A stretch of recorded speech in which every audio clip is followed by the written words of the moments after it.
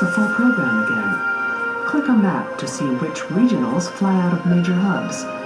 Review their safety records, and check out the updates in the stories. We can, shorten your duty day for you. Instead of saying you showed up at 5:40 this morning, we can say you showed up at 6, and that'll give you that extra 20 minutes to take that flight back to Albany. So to be clear, he was offering to falsify the records so that you would appear to have flown a legal FAA-sanctioned day Duty. or worse. Correct. The saying around the company was always move the rig. And that just kind of told me that they were willing to kind of push the bounds. Why were they pushing? Because if we didn't move those airplanes, they didn't make any money. Last August, the relationship between the major carriers and their regional partners was explored at a hearing in the U.S. Senate.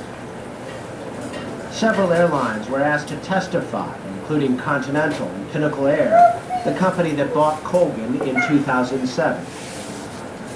We're going to call this hearing to order. Other Senators probe the extent to which major carriers like Continental take responsibility for the safety operations of their regional partners. And I believe, Captain Gunther, you stated that you didn't believe that network carriers should serve as a safety check for the operations and performance of the regional carriers.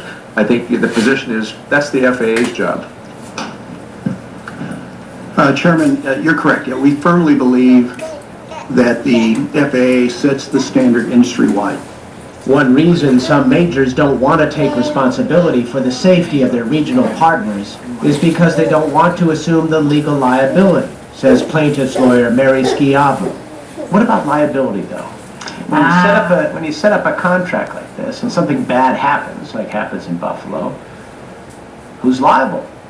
What people think is because, in the case of the Buffalo crash, because Continental's painted on the door of the plane, they think that Continental is responsible. In fact, their contracts with their code share carriers say that the code share carrier, the contracting carrier, the Colgan of the world, is absolutely, completely, and totally responsible for the safety of the operation of that flight. And by the way, if something goes wrong with that flight, Colgan has to indemnify Continental, or in the past, Indemnify, defend, protect, save, and hold harmless. That's right. It's a term in the U.S. Airways code-share agreement with Colgan. They're pretty much all like that. So they go off the hook? Actually, yes, they go off the Holds up hook. in court? Yes. If we had a bipartisan bill that basically said, from a safety standpoint, from a liability of the major carrier, that there would be joint and several liability for any negligence that occurs by the regional, so that they'd both be responsible when it comes to safety purposes. Would you folks support that? Senator, that's beyond my purview. Beyond Can you get back to me on that? That's a very important question. Mr. Gunther? Same thing, sir. Senator, we'll get back to you on that. Okay. The committee says it has not heard back from the airlines. We wanted to ask both Continental and Colgan about their contracts and their relationship, but neither would grant an interview. In the case of Continental, the company has made it very clear that they're not involved in how that airline does its business when it comes specifically to the issue of safety. They don't get in their hair. They say it's up to the FAA. The most important point here about safety in this industry is that there can only be one regulator, because you couldn't have various carriers overseeing with different standards, different rules for any type of aviation, whether it's general aviation, commercial aviation, all flying can only have one regulator, and that's why we have such a safe system that we have today.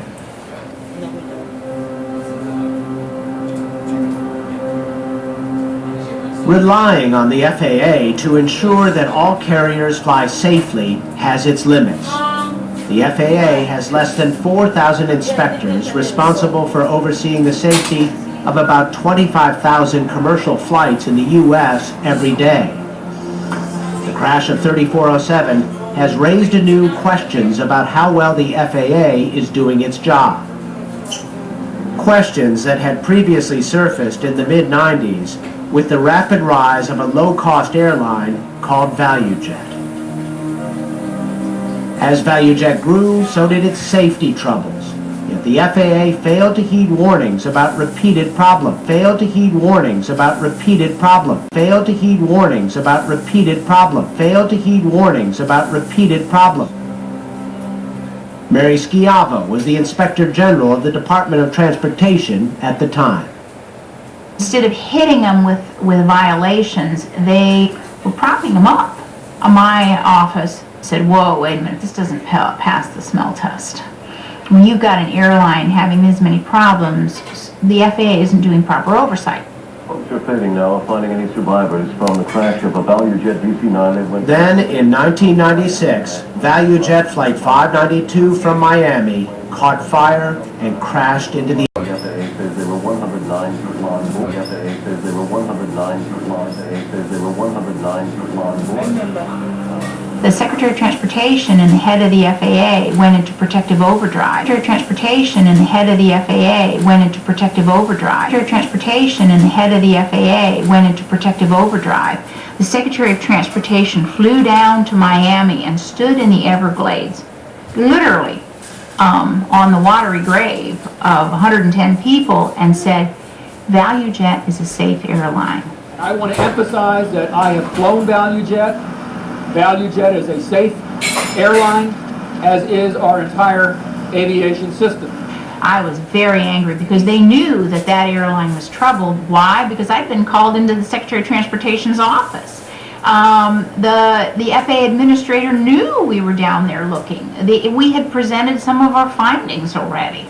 Were they lying to the public? I think so. Why? Why? Why? Why? Why? Because the FAA protects airlines. Because the FAA protects airlines. Because the FAA protects airlines. Because the FAA protects airlines. Because the FAA protects airlines. Because the FAA protects airlines. Because the FAA protects airlines. Because the FAA protects airlines. The FAA's response to ValueJet exposed an inherent conflict in the agency's original mandate. The Federal Aviation Act of 1958 gave the FAA two primary missions. One, safety. Two, promote aviation. In no particular order. After the ValueJet crash, Congress, under public pressure, removed promotion from the FAA mandate. But a closer look at the legislation tells a different story. There's a footnote in that legislation before Congress. And the footnote says, although we're changing the terminology from promote to encourage, we do not intend to change the way we do business. We do not intend to change the way we do business. We do not intend to change the way we do business. We do not intend to change the way we do business. This is a change for the public consumption, and we're not changing how we work at the FAA. And we're not changing how we work at the FAA. And we're not changing how we work at the FAA. And we're not changing how we work at the FAA. It was simply a sleight of hand. Simply a sleight of hand. Simply a sleight of hand. Simply a sleight of hand. Nick Sabatini worked inside the FAA for 30 years and was the head of aviation safety from 2001 through 2008. I never did see that there was a conflict. I could easily compartmentalize. If I'm encouraging you to do better, I'm not encouraging you to necessarily grow your business in terms of promoting aviation. The promotion was promoting aviation safety as we saw it. Under Sabatini, the FAA forged a new regulatory approach with the industry called partnership programs. The FAA relied more on the airlines to self-report The FAA relied more on the airlines to self-report The FAA relied more on the airlines to self-report The FAA relied more on the airlines to self-report The FAA relied more on the airlines to self-report problems and help identify emerging safety and help identify emerging safety and help identify emerging safety and help identify emerging safety risks. We need to learn what those unknown risks are out there. Who is best positioned to know what risks they see every day? It's people who are operating the system and have their hands on the system every single day. But critics say the FAA's collaborative approach went too far. A policy directive in 2003 called the Customer Service Initiative identified the airlines as the FAA's customers, identified the airlines as the FAA's customers, identified the airlines as the FAA's customers, and encouraged the industry to challenge the decisions of FAA inspectors. The problem, though, with the Customer Service Initiative, the way it was pushed, the way it was implemented, the way it was communicated to the workforce, it sent the wrong message. It sent a very bad message to the industry. It sent the message that, look, I can cut a deal. And all you had to do was make a phone call to, somebody that you became friends with over the years and request reconsideration, and it would be taken care of. Both the FAA and industry say their success working together is borne out by statistics, that flying today is safer than ever. Prior to the crash of 3407, it had been 2.5 years since the last fatal commercial airline accident in the U.S. In those intervening years, the United States air transportation system transported 2 billion people, maybe a little bit more. That is the equivalent of having transported the population of the United States more than 6 times without putting a scratch on anybody.